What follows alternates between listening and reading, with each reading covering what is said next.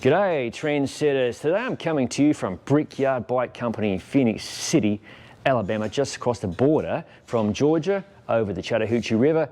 Joining me today, that's Pete, master mechanic extraordinaire with his doppelganger, Free Cholo Pete.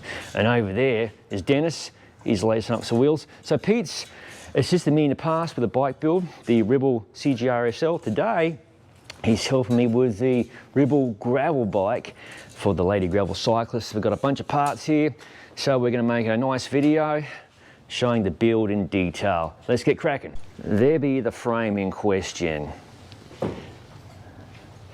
Pete's just started prepping the frame. First thing, stick the seat post in. Slide her in so that thing doesn't slide down. Slide the wedge in. There we go. Right. Pete's got the seat post installed onto the work stand. Contact plus 1/2 turn max. We don't want to crush that seat post. Whilst Pete is wrapping the chainstay, I'm getting you useful here, setting up the Phenix Gravel King SK tyres on the Zipp 303S wheel set. Got some ESI silicone tape. I like to use this to wrap chainstays. Works better than that 3M adhesive stuff that doesn't really fit your chainstay. This is going to look nice and neat. It's going to keep this chainstay protected from your chain slapping that thing while you're bumping down a gravel road or a mountain bike trail. Well folks, need a second layer of tape for the 303S wheels. Could use a higher flowing compressor head too, like the EVT. Okay, it's time to inflate. There are 3 layers of tape here. Sometimes you have to go third time lucky. Right, let's do a knee camera mount. There's no valve core inside, no sealant, dry mount. So I'm just sizing this wedge that goes behind the front derailleur, gives it extra support. I think we're gonna probably go with the medium-sized wedge. It's hard to say. Should probably install the bottom bracket and crank first. So this is kind of part of the frame prep. Check our disc brake tabs, check the hanger, and make sure it's lined up. Hanger is aligned out of the box. A new bike or a used bike can cost you quite a bit of money or time. When you're building a bike, see there we're 5 millimeters out of alignment. When you're rocking 12 or even 11 speeds, you want to make sure that thing is as straight as possible. There's really not much tolerance there for any tomfoolery. Also first, you want to make sure that the hanger is torqued before you start adjusting it, because that can throw off your adjustment. A little bit over. Just kind of a soft hanger here, which is nice. I prefer them to be a bit too soft than being a bit too hard to adjust.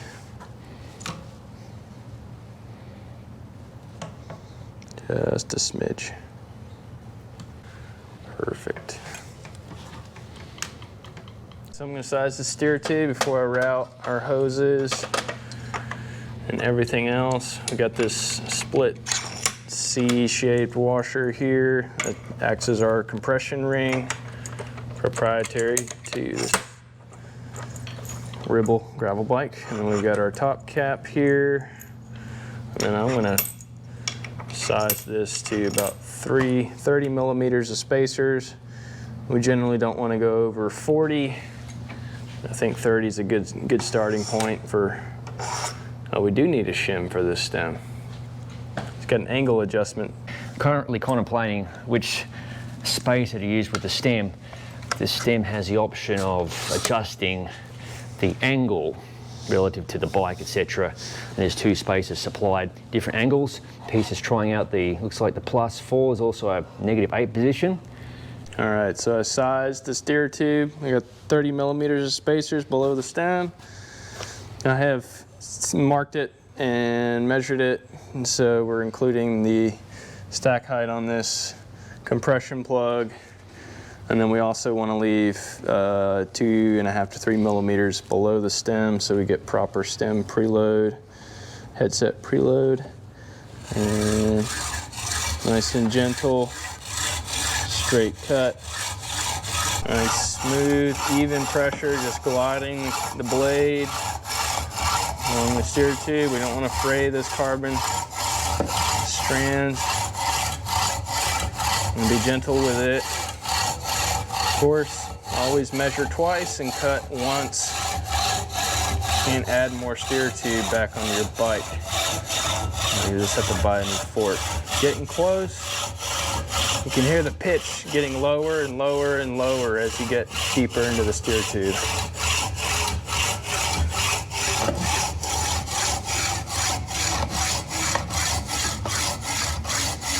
Definitely one of those jobs you don't want to rush.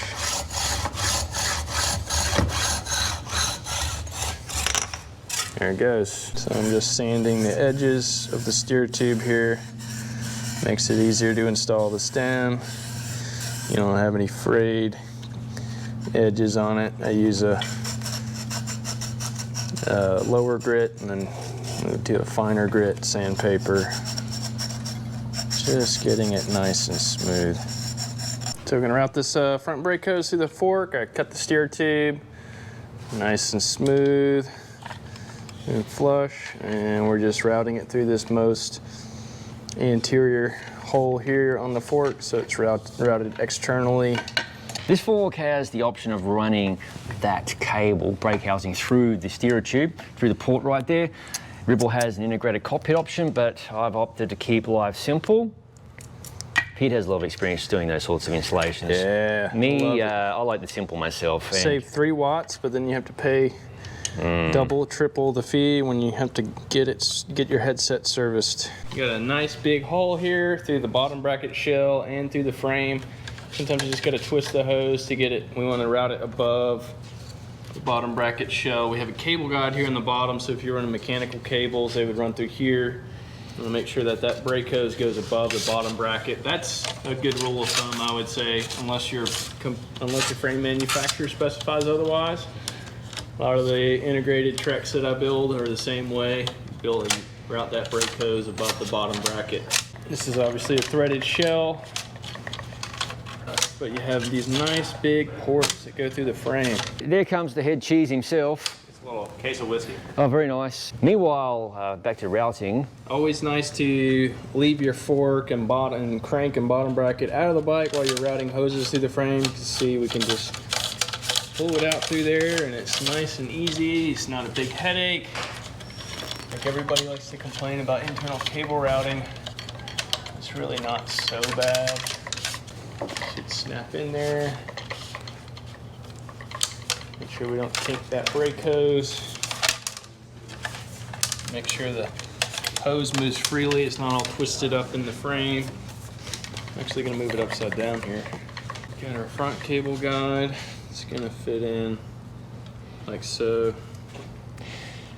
Put through T10 bolts here on the bottom. Torx. Little tiny guy. So Pete's getting to read derailleur ready to mount, applying grease to the threads. You should always apply grease. Unless they specify otherwise. You got like a thread locker or something like that on the brake bolt, on the derailleur bolt. Probably don't need to apply grease, but I think most manufacturers specify grease on the derailleur bolt. These things can get pretty stuck on there. Grease prevents that from getting seized up. And if you haven't seen part 3 of this video series, this is a SRAM Rival eTap AXS group set being installed.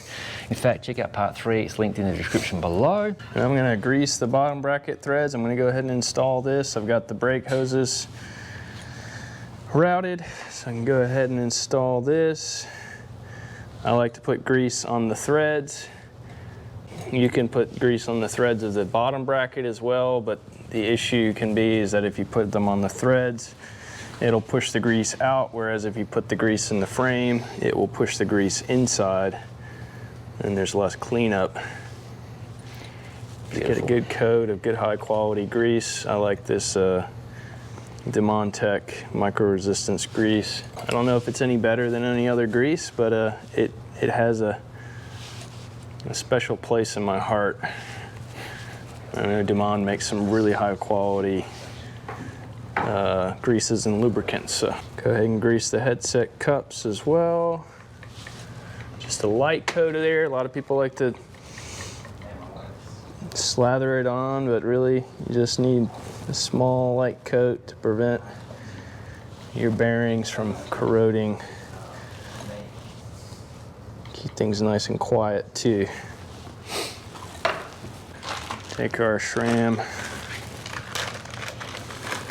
This is a Dub BSA bottom bracket. We have some spacers here for the crank, for the bottom bracket crank. Sometimes you might have spacers that go on the inside if you're running 68 millimeter shell or 73. I believe we have 68 millimeter shell here. This is why I like, this is one of my favorite tools, is my little micrometer. Yeah, 68 millimeter shell. English threaded bottom bracket. That means we've got left-hand threads on the drive side and we've got right-hand threads on the non-drive side. So they're, you think of it, it's pushing, you are rotating it towards yourself. Got this Park Tool 12-notch bottom bracket tool. It's aluminum, doesn't damage your splines. BBT 79s for our Dub BSA bottom brackets. So I use a ratchet to get it tightened. Usually torque the drive side and then hit the non-drive side. Make sure you apply pressure to the tool so it doesn't slip off. Torque wrench time. I fed a Mariposa torqued in 50 Newton meters. Make sure we tighten down our stand. Hold good pressure on the tool while you're torquing it. Hear a nice loud click, and that's 50 Newton meters. Pop this cassette on. Got grease in the threads here. It's usually pre-applied by SRAM, the factory. You got these splines here on the free hub body and on the cassette. You want to make sure those are engaged before you start threading it on. Make sure everything gets lined up and you're not cross-threading. And then I just start ratcheting. Use my German torque wrench to get it snug. Swap to the big torque wrench here. Got my torque wrench set to 50 Newton meters, 40 Newton meters. Excuse me. Pretty standard lock ring or cassette torque right there. And then go ahead and slide these rotors on. I like to position them, so I like line up the valve to typically like a manufacturer logo. So we got SRAM right there. Start that lock ring in by hand. Use our little lock ring tool. I think this is a 16-notch bottom bracket tool. And there we go. Make sure we got plenty of grease here in the threads and on the spindle here.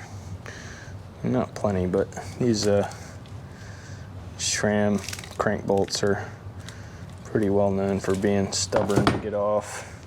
What's the saying go, or the acronym? Read the fucking manual.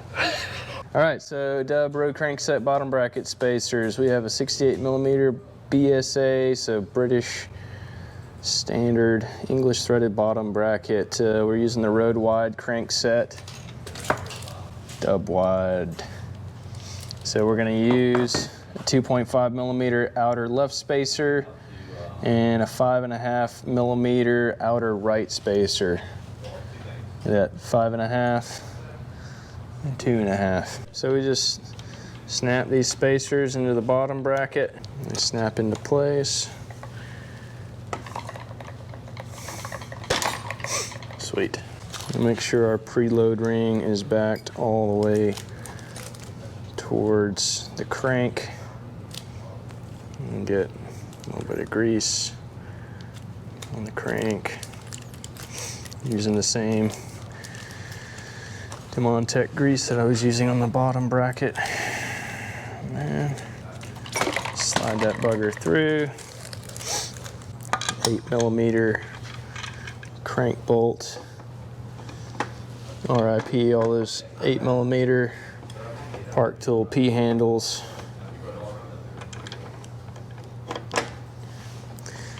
We'll make sure our cranks are 180 degrees across from each other. And we just thread the guy on. My new PB Swiss T-handles, I love these things.